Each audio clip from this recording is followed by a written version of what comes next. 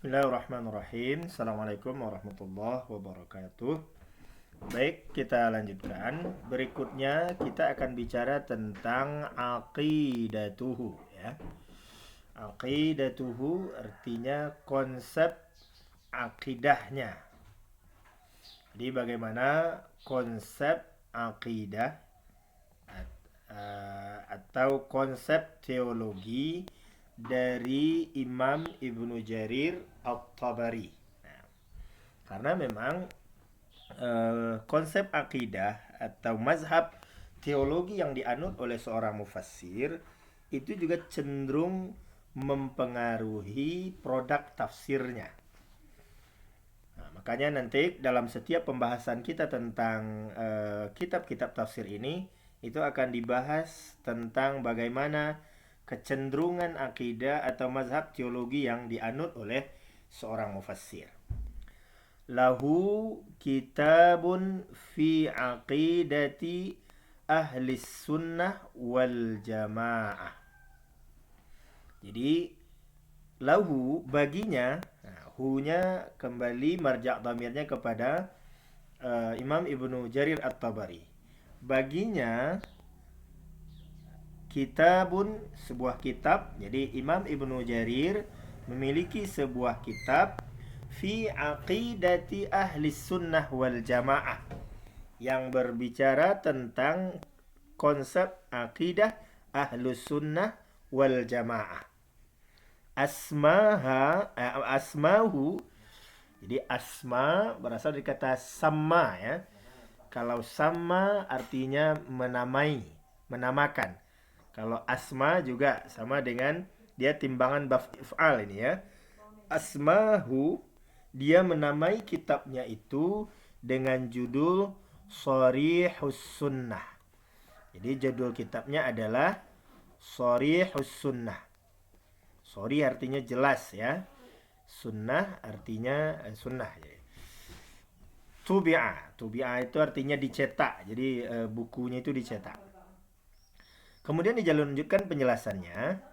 Amma aqidatuhu, adapun akidahnya fit tafsir, di dalam tafsirnya, fahuwa imamun muttabi'un, maka dia adalah seorang imam yang muttabi' ya, mengikuti. Nah, mengikuti dalam hal ini mengikuti mazhab salaf ya. Kemudian dilanjutkan Nasara, dia menolong, membela madhab salafi, madhab salaf. Nah, cuma yang dimaksud dengan madhab salaf di sini jangan saudara salah paham juga. Maknanya bukan salafi seperti yang hari ini juga menjadi salah satu harokah atau mazhab ya. Tapi yang dimaksud dengan salaf itu adalah mazhabnya para sahabat dan tabi'in ya. Dia mendukung mazhab para sahabat salaf dalam artian generasi awal sahabat dan tabi'in. Wahtajja lahu, dan dia wahtajja membela atau artinya menguatkan, wadafi'a anhu, dan juga membela. Nah, jadi apa bedanya wahtajja? Kalau wahtajja itu membela, sifatnya inisiatif ya, menguatkan. Tapi kalau wadafa'a anhu berarti dia membela dari kritikan. Nah, jadi kalau wahtajja lahu menjelaskan keunggulannya, menjelaskan kebaikannya gitu. Tapi kalau wadafa'a anhu itu maksudnya wadafa'a anhu itu membela darinya, artinya begitu ada orang yang menyerang, begitu ada orang yang mengkritik tentang mazhab salaf itu dia membela. Nah, walakinnahu, tetapi dia fi saffihi al-ghadab, fi sifatil ghadab, ini tinggal titiknya ya. Tetapi dia Imam Jarir ketika bicara tentang sifat al-ghadab, ghadab itu artinya marah atau benci ya, wal haya, dan malu, dzakara aqwal al-mufassirin, Dia menyebutkan aqwal jamak dari qaul, menyebutkan perkataan-perkataan mufassir duna, tidak atau tanpa, ay yurajjiha syai'an minha, tanpa mentarjih sesuatu pun darinya. Jadi dalam mazhab dalam ketika ditemukan di dalam kitab tafsirnya, ketika Imam Ibnu Jarir menyebutkan tentang sifat Allah itu benci, malu, maka dia hanya menyebutkan pendapat-pendapat mufasir tanpa mentarjih. Mentarjih itu artinya menyeleksi dan memilih mana yang kuat di antara pendapat itu. Jadi beliau hanya sekedar mengaparkan menurut lama A begini, B begini, C begini, tanpa memilih mana yang lebih kuat. Nah, padahal kaitannya ini dengan ini, kalau dia konsisten dengan mazhab salaf, prinsipnya nanti saudara akan sering ketemu dalam masalah teologi. Kalau mazhab salaf ketika bicara sifat-sifat Allah itu prinsipnya cenderung tafwid, ya. Tafwid itu apa maknanya? Menyerahkan saja maknanya kepada Allah. Wallahu a'lam. Allah itu melihat. Bagaimana melihat Allah? Pokoknya melihat. Bagaimana caranya? Jangan dibicarakan. Itu mazhab salaf. Atau umpamanya Allah itu berjuntai di aras, ya. Bagaimana cara Allah berjuntai? Jangan dibahas. Yang penting dalam ayat Al-Quran Allah berjuntai di aras. Itu mazhab salaf, ya, tafwid.